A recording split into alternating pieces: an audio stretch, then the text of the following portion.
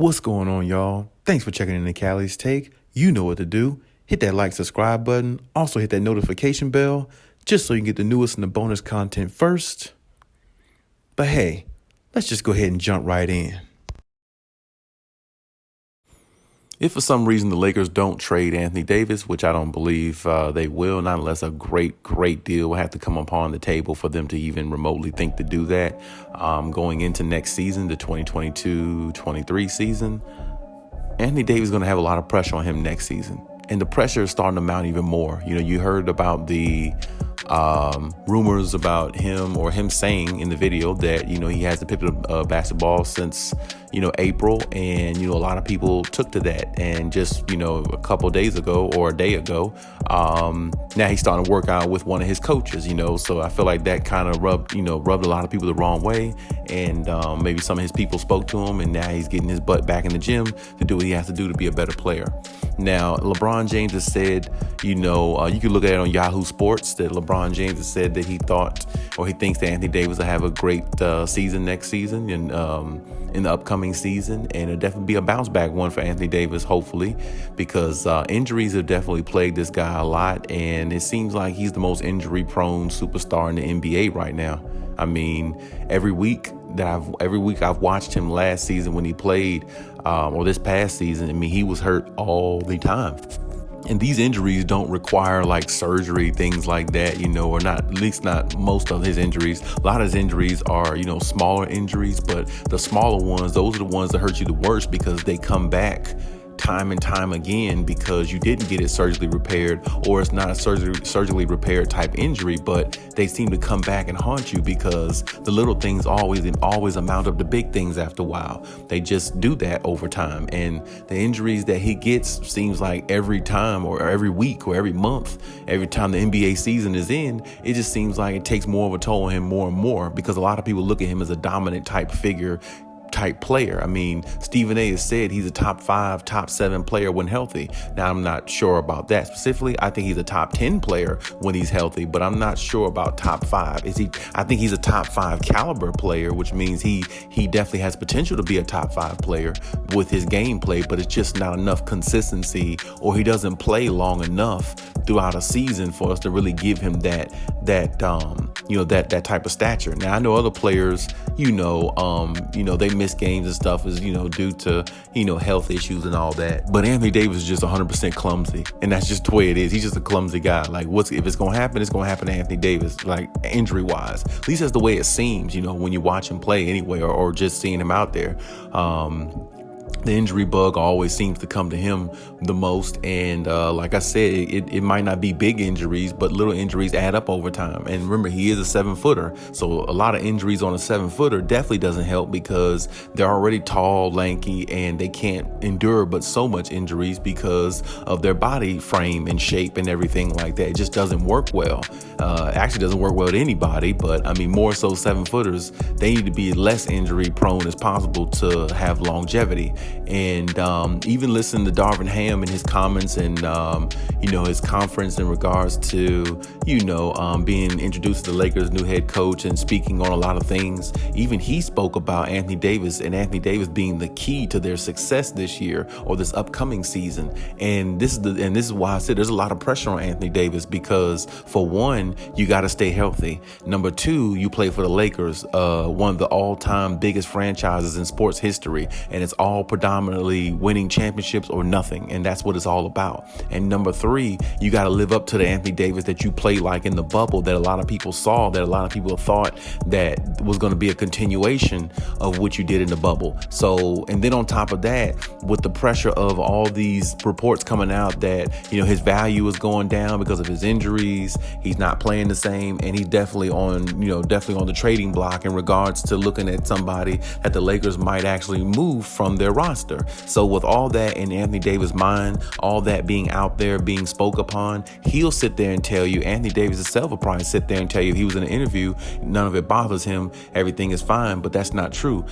NBA players, sports players, all the talk, all the smoke bothers them. They may sit there and pretend like it doesn't, but it does because they hear it, they know it. It's too much social media out now where you don't hear and not know, and you're not notified of what's going on around you and what's being talked about in regards of you as a player and how you play and how you perform. There's no way players don't hear that. They do. They just try to silence tune it out, but it's really hard to do that with social media. And I know Anthony Davis is hearing all these things, seeing all these things, but at the same time, Anthony Davis has to find a way to stay healthy, because if he doesn't, what is the point of keeping him? And that's the reason why I feel like a lot of pressure's on him this season. Predominantly, this is the most pressure he's ever had in his career, I believe, this upcoming season, because of LeBron saying that, he's going to play well and play like the player he used to and have a great, 2022-23 season. And Darvin Ham is saying he's the key to what we're trying to do going forward, as he should have been, or as he was expected to be a couple years ago, or, a year or two ago when they had Frank Vogel. There's even more pressure on him now because, like I said, after last year, them not making the play-in tournament, having 3 top 75 players, that's very, very unusual and just it doesn't even sound right? So it's like, when you think about that and his injury history, and the Lakers are looking at his value, I mean, honestly, like I said, when you look at Anthony Davis, how much more valuable can he be the more injury prone he become? How much more value is he going to have? It's like teams are not going to want to, they're not going to get nothing good back off Anthony Davis that they want if they happen to trade him next year, if he stays injury prone throughout the season. I mean, that's what the Lakers are looking at. I mean, they want to keep Anthony Davis, of course, but what's the point in keeping him if he's not going to stay healthy enough to play? I mean, if he's having major injuries or something like that, here and there, okay, a lot of, teams and organizations look at that like, okay, we'll try to give that a chance because that's a major injury. We understand that things happen, but hopefully he'll come back 100%. But this guy gets injured from week to week. This guy gets injured from game to game, seem like, in the regular season. So it's like, you don't know whether Anthony Davis is going to play a week or two, or whether he's going to be out 3-4 weeks, or whether he plays a week or two and out 3-4 weeks again. I mean, it's like so much inconsistency in his playing time. It really throws off his rhythm, and it throws off the team's rhythm, because it's like he's a big focal part of who they are and what they're trying to do. He's supposed to be the number 1 player on the Lakers, but he can't be because he's just not healthy enough to stay, on the court to help them be a better team, or better than what they are, and be a better version of his self that he is right now in regards to, not playing at a high level, not being a dominant player that he was, or he was looked at or revered as. So, I mean, when you think about that in its entirety, Anthony Davis has the most pressure on him this season. This is the most pressure in his career. So he has to come through, and at least if he does get injured during the season, he has to play dominant basketball, at least when he's on the court. Because last year, I didn't see it. I didn't see no dominant player. I didn't see that edge to him. I didn't see that, going out there, I'm the best player on the floor mentality. I didn't see any of that. And this is the problem. If he's going to be your best player and he's that weak mentally, you're not going anywhere anytime soon, because LeBron James' age is going to show. No matter what people say, it's going to show at some point. And really, it's starting to show now as we speak. Even though he averaged big numbers last year, if you start to notice, as I said before, when LeBron James gets an ankle injury or a foot injury or whatever the case may be, he's out 4, 5, 6 games. Or he's out 2-3 weeks sometime. And whereas back in the past in Cleveland and all those younger days of his, he would have an ankle injury and play the same game, finish out the game, play the next game, the game after, and keep on going through the season. He was just like Iron Man at one time, but that fades away after a while. So if you're relying on Anthony Davis to be your number 1 guy, not only he has to stay healthy, but even if he's not going to be as healthy as people would like him to be, whenever he does put on the jersey, whenever he does get on the floor, he needs to be the most dominant player on the floor. He needs to be the best player on the floor. And that's exactly what the Lakers expect from Anthony Davis. See, teams don't care, if you get injured like that, they'll keep you, or they'll at least try to keep you, or say they will. You know how the teams are. It's all about business. I understand that. But teams will be a little more lenient with you if they see you have injuries, but they see you go out there and play the same exact way you did before the injury came. I mean, it's almost like a Russell Westbrook. He's had several knee surgeries, in his career, but every time you've seen Russell Westbrook, mostly throughout his career, he came back the exact same way, dunking on people, jumping out the gym, not showing any fear or signs of, sensitivity towards his knees or whatever surgery he's had, all that stuff. He came back the exact same way every single time. And that's the point. When teams see that, they'll definitely keep you around, because it's like, okay, there is some injury proneness with this guy, but it's sports. Injuries going to happen. But can you come out there and dominate the same way you did and don't have that, too much sensitivity or fear in your mentality of going out there playing the way you were before you got injured? And I think that's the way the Lakers are looking at Anthony Davis. I mean, if Anthony Davis can go out there and be dominant whenever he comes back, it's fine. But, over time, with all the injuries you get, you're not going to be as dominant. That's just the way it is. Injuries seem to take away some of the athleticism, and some of them, more so than athleticism, injury takes away the mental of being athletic or dominant as you once were. And that's the problem with Anthony Davis that I see, is too many injuries that he seems to be getting.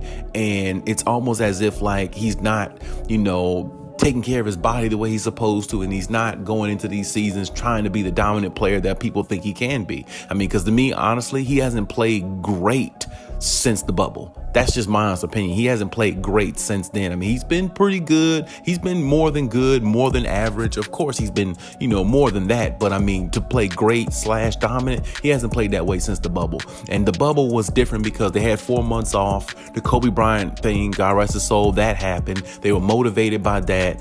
And, LeBron being older, trying to win as much championships as he can, motivating the team, saying, probably saying things like, hey, I'm getting older, guys. We need to try to do this. Let's do it for Kobe. Let's do it for the city. Right. So, I mean, I feel like all that benefited, the Lakers more than any other team, simply because of the situation and how everything played out at that time. And Anthony Davis played his best basketball, but at the same time, that doesn't matter. It's all about what can you do now and what have you done lately. And lately, watching Anthony Davis, it's been atrocious to me.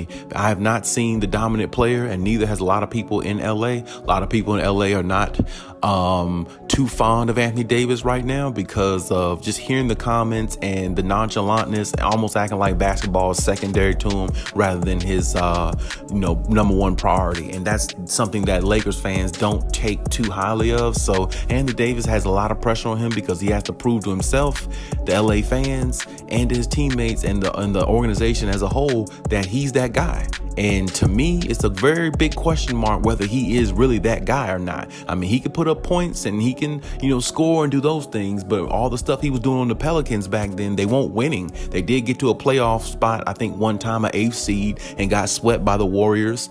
And that's pretty much about it with that. But other than that, like I said, he's never really been that much of a dominant player to me. I mean, he has dominant moments, but overall consistent dominance, I haven't seen that from Anthony Davis. And it remains to be seen if he can do that, but we'll see if the pressure is too much for him, or we'll see if the Lakers end up trading him after next year because he flops again this upcoming season, and see how it pans out, and we'll see what happens.